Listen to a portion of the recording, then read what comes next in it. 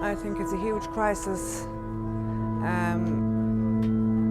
Ireland shouldn't have this homelessness crisis. We should be able to provide for our homeless and to help them.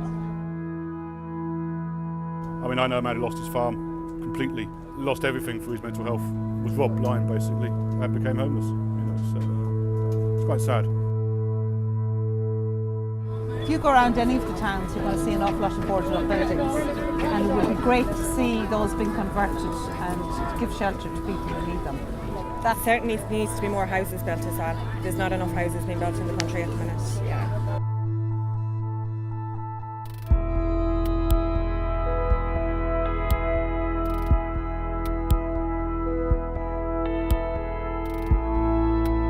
We're talking about 1,200 people in homeless situations across rural Ireland. Now, it does seem to me that it's not beyond the will of man or our ingenuity to solve that problem. And I think it would send a huge message about homelessness and the fact that it can be dealt with and that it can be solved.